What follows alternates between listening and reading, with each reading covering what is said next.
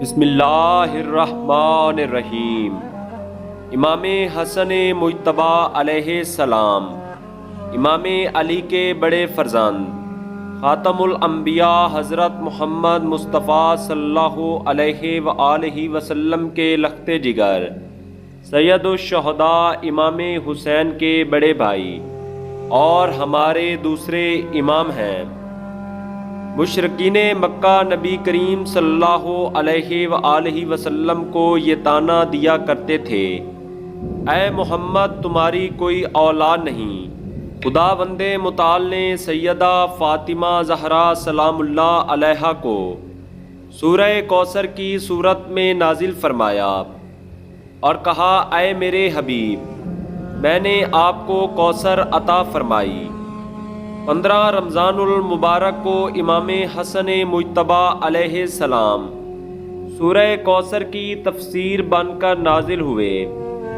ام فضل بیان کرتی ہیں کہ ایک روز میں نے خواب میں دیکھا رسول خدا صلی اللہ علیہ وآلہ وسلم کے جسم مبارک کا ایک ٹکڑا میرے گھر میں آ پہنچا۔ جب میں نے یہ خواب نبی کریم صلی اللہ علیہ وآلہ وسلم کی خدمت میں عرض کیا، سرور کائنات صلی اللہ علیہ وآلہ وسلم نے فرمایا، اے ام فضل، عنقریب میری لخت جگر فاطمہ کے بطن اطہر سے ایک طیب و طاہر بچہ پیدا ہوگا۔ ام فضل بیان کرتی ہیں، آج 15 رمضان المبارک کو میرا یہ خواب سچ ہوا۔ حضرت امام علی علیہ السلام فرماتے ہیں، جب امام حسن مجتبیٰ پیدا ہوئے تو جناب سیدہ نے مجھ سے کہا، یا علی بچے کا کوئی نام رکھیے۔ میں نے کہا، میں ہرگز رسول خدا پر سبقت نہیں کروں گا۔ جب رسول کریم صلی اللہ علیہ وآلہ وسلم تشریف لائے اور اپنے پیارے بچے کو اپنے ہاتھوں پر اٹھایا، امام علی نے عرض کی، یا رسول اللہ، بچے کا نام رکھیے۔ رسول خدا صلی اللہ علیہ وآلہ وسلم نے فرمایا، میں اس معاملہ میں ہرگز خداوند متعال پر سبقت نہیں کروں گا۔ اس وقت خداوند متعال نے حضرت جبرائیل علیہ السلام سے فرمایا، اے جبرائیل، اسی وقت میرے حبیب کے پاس جاؤ، محمد کے گھر ایک بچہ پیدا ہوا ہے، سب سے پہلے میرا سلام اور مبارکباد دینا، اور پھر کہنا، اے محمد، خدا فرما رہا ہے، علی کو تم سے وہی نسبت ہے جو ہارون کو موسیٰ سے، لہٰذا اس بچے کا نام وہی رکھو جو ہارون کے فرزند کا تھا۔ یہ حکم خدا سن کر نبی کریم صلی اللہ علیہ وآلہ وسلم نے پوچھا، اے جبرائیل، ہارون کے فرزند کا کیا نام تھا؟ حضرت جبرائیل علیہ السلام نے عرض کی، یا رسول اللہ، ہارون کے فرزند کا نام شبر تھا۔ یہ نام سن کر نبی کریم صلی اللہ علیہ وآلہ وسلم نے فرمایا، اے جبرائیل، میری زبان عربی ہے۔ یہ سن کر حضرت جبرائیل نے عرض کی، یا رسول اللہ، آپ اس بچے کا نام حسن رکھ دیں، کیونکہ لوح محفوظ میں یہی نام درج ہے۔ اسماء بنت امیس بیان کرتی ہیں، آپ صلی اللہ علیہ وآلہ وسلم نے اس فرزند کا نام حسن رکھ دیا۔ نبی کریم صلی اللہ علیہ وآلہ وسلم نے اپنے فرزند کے منہ میں اپنی زبان مبارک دی۔ امام حسن نے زبان اطہر کو چوسا اور سیراب ہو گئے۔ امام حسن مجتبیٰ وہ عظیم ہستی ہیں کہ جس کا نام خود رب العزت نے رکھا۔ امام حسن مجتبیٰ علیہ السلام کے القابات بے شمار ہیں، جن میں زیادہ مشہور طیب، تقی، سبط اور کنیہ صرف ابو محمد ہے۔ رسول کریم صلی اللہ علیہ وآلہ وسلم نے فرمایا، حسن اور حسین جوانان جنت کے سردار ہیں، اور ان کے والد بزرگوار علی مرتضیٰ ان دونوں سے بہتر ہیں۔ اے اللہ جو ان کو دوست رکھے تو ان کو دوست رکھ، اور جو ان سے بغض رکھے تو ان کو اپنا دشمن رکھ۔ امام نسائی روایت بیان کرتے ہیں کہ ایک دن نبی کریم صلی اللہ علیہ وآلہ وسلم نماز عشاء پڑھانے کے لیے تشریف لائے۔ آپ کی آغوش مبارکہ میں امام حسن تشریف فرما تھے۔ نبی کریم صلی اللہ علیہ وآلہ وسلم نماز میں مشغول ہو گئے۔ جب سجدہ میں گئے تو امام حسن مجتبی پشت نبوت پر سوار ہو گئے۔ رسول خدا نے تب تک سجدے سے سر نہ اٹھایا جب تک امام حسن اپنی مرضی سے پشت سے نہ اترے۔ نماز کے اختتام پر آپ صلی اللہ علیہ وآلہ وسلم نے فرمایا، میں یہ ہرگز نہیں چاہتا تھا کہ میں اپنے لختے جگر کو اپنی پشت سے اتاروں جب تک وہ خود نہ اتر جائیں۔ ترمذی، ابو داؤد اور نسائی نے لکھا ہے، رسالت مآب صلی اللہ علیہ وآلہ وسلم ایک دن خطبہ ارشاد فرما رہے تھے کہ اچانک امام حسن تشریف لائے۔ امام حسن کے پاؤں دامن عبا میں الجھے اور آپ زمین پر گر پڑے۔ نبی کریم صلی اللہ علیہ وآلہ وسلم یہ منظر دیکھ رہے تھے۔ آپ صلی اللہ علیہ وآلہ وسلم نے خطبہ چھوڑا، فوراً ممبر سے اترے اور جلدی سے اپنے لختے جگر کو اٹھایا۔ علامہ مجلسی تحریر فرماتے ہیں، امام حسن علیہ السلام کا یہ وتیرہ تھا، آپ انتہائی کم سنی کے عالم میں اپنے نانا پر نازل ہونے والی وحی منو ان اپنی والدہ ماجدہ کو سناتے۔ ایک دن امام علی علیہ السلام نے فرمایا، اے بنت رسول اللہ، میرا جی چاہتا ہے حسن کو ترجمانی وحی کرتے دیکھوں۔ یہ سن کر جناب سیدہ نے امام حسن کی ترجمانی کا وقت امیر المومنین علیہ السلام کو بتا دیا۔ حسب معمول امام حسن تشریف لائے اور اپنی ماں کی آغوش میں بیٹھ کر ترجمانی وحی کرنے لگے۔ امام علی علیہ السلام چھپ کر سن رہے تھے کہ اچانک امام حسن نے عرض کی، اماں جان، آج میری زبان میں لکنت ہو رہی ہے۔ مجھے ایسا معلوم ہوتا ہے جیسے میرے والد بزرگوار مجھے دیکھ رہے ہیں۔ یہ سننا تھا کہ امیر المومنین علیہ السلام دوڑ کر آئے اور اپنے لختے جگر کو اٹھایا اور بوسے دینے لگے۔ ایک دن سرور کائنات صلی اللہ علیہ وآلہ وسلم نے امام حسن کو اپنے کندھے پر سوار کر کے کہیں لے جا رہے تھے۔ یہ دیکھ کر ایک صحابی نے کہا، اے صاحب زادے، تمہاری سواری کتنی اچھی ہے۔ یہ سن کر نبی کریم صلی اللہ علیہ وآلہ وسلم نے فرمایا، یہ کہو کہ کس قدر سوار اچھا ہے۔ امام بخاری رقم تراز ہیں۔ ایک دن صدقہ کی کچھ کھجوریں آئی ہوئی تھیں۔ امام حسن اور امام حسین ان کھجوروں کے ڈھیر سے کھیل رہے تھے، اور کھیل ہی کے طور پر امام حسن نے ایک کھجور دہنے اقدس میں رکھ لی۔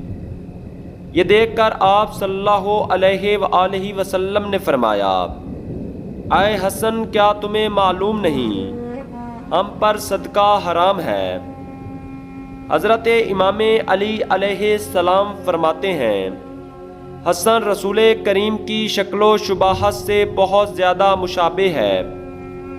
انس بن مالک کا بیان ہے، امام حسن کا نصف بالائی حصہ رسول خدا سے اور نصف زیریں حصہ امیر المومنین علیہ السلام سے مشابہ ہے۔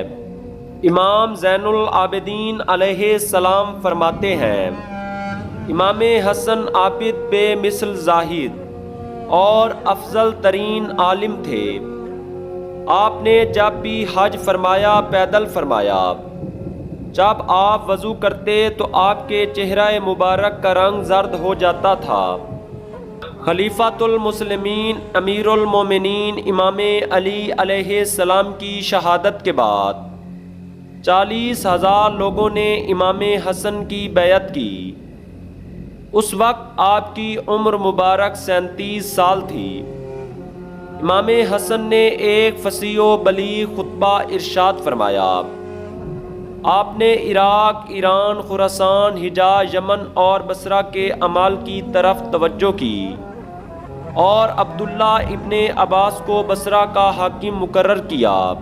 جو ہی معاویہ ابن ابو سفیان کو یہ خبر ملی تو اس نے 2 جاسوس کوفہ اور بصرہ کی طرف روانہ کیے تاکہ لوگ امام حسن کی بیعت سے منحرف ہو جائیں، لیکن وہ دونوں جاسوس پکڑے گئے۔ امام علی علیہ السلام کی شہادت کے بعد تمام دبے ہوئے فتنے ظاہر ہونے لگے۔ دشمنان اہل بیت کھل کر سامنے آنے لگے۔ معاویہ نے ہر جگہ جاسوس مقرر کر دیے۔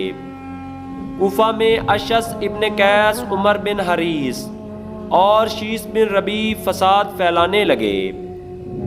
معاویہ نے عمر بن حریث، اشعث بن قیس، حجر بن حجر اور شبس بن ربیع کے پاس علیحدہ علیحدہ پیغام بھیجے کہ جس طرح ممکن ہو سکے حسن ابن علی کو قتل کر دو۔ جو شخص یہ کام انجام دے گا اس کو 2 لاکھ درہم فوج کی سرداری اور اپنی کسی لڑکی سے اس کی شادی کرواؤں گا۔ یہ انعام حاصل کرنے کے لیے لوگ دن رات امام حسن کو قتل کرنے کی سازشیں کرتے۔ جب امام حسن کو اس واقعہ کی اطلاع ملی تو آپ نے اپنی عبا کے نیچے تلوار لٹکا لی۔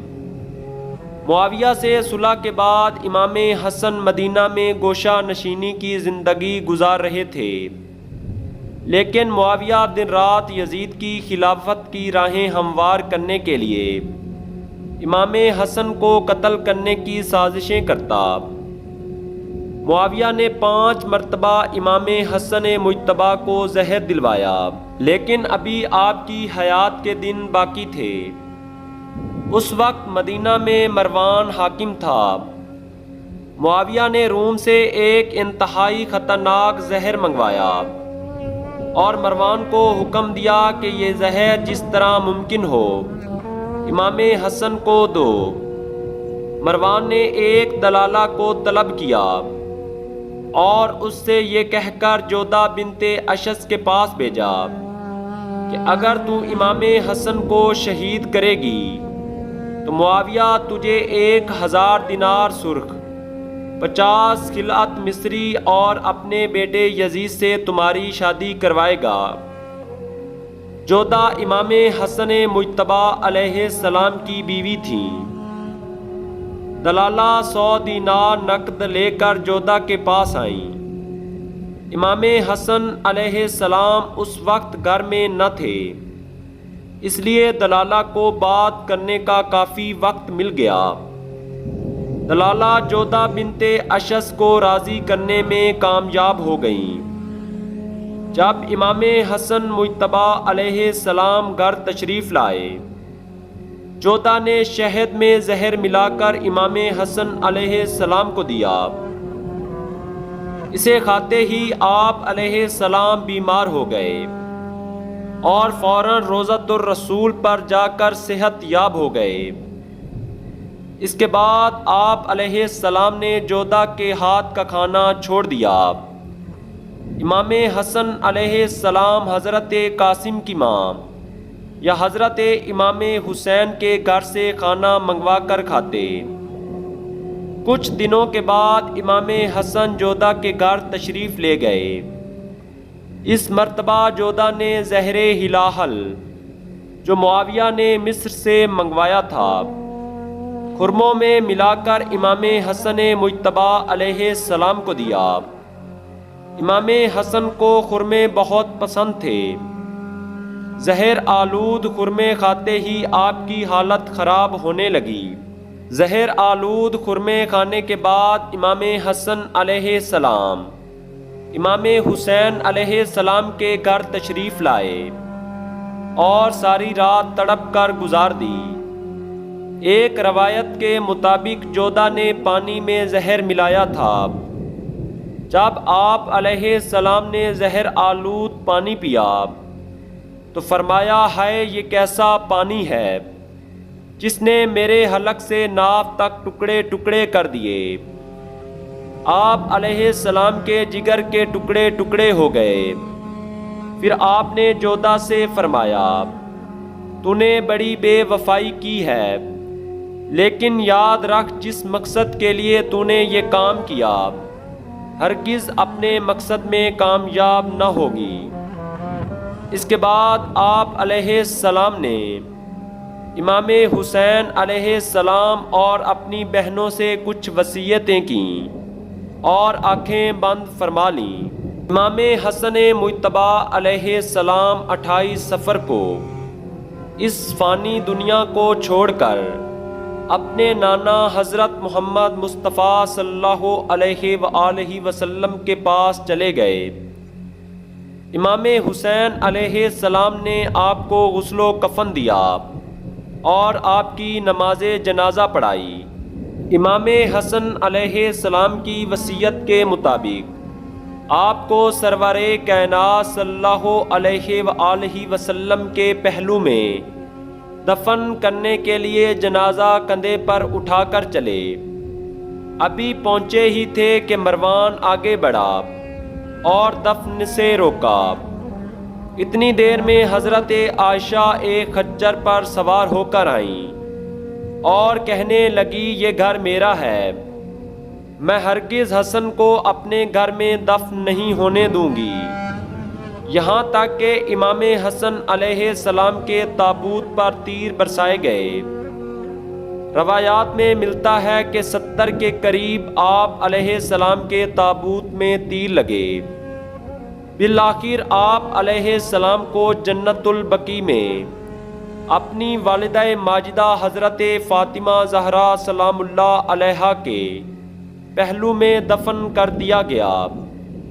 شہادت کے وقت آپ علیہ السلام کی عمر مبارک 47 سال تھی۔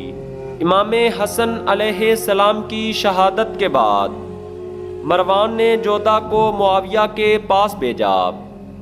معاویہ نے جودھا کے ہاتھ اور پاؤں بندھوا کر دریائے نیل میں یہ کہہ کر پھینک دیا کہ تم نے امام حسن علیہ السلام سے وفا نہیں کی تو یزید سے کیا خاک وفا کرو گی۔ اللہم صلی علی محمد و آل محمد و عجل فرجہم۔ خدایا رحمتیں نازل فرما محمد صلی اللہ علیہ وآلہ وسلم پر اور آپ کی پاک آل پر۔ اس طرح کی مزید حقیقی اور سچی ویڈیوز دیکھنے کے لیے چینل کو سبسکرائب کریں اور بیل آئیکن پریس کریں تاکہ آپ کو ہر نئی آنے والی ویڈیو مل سکے۔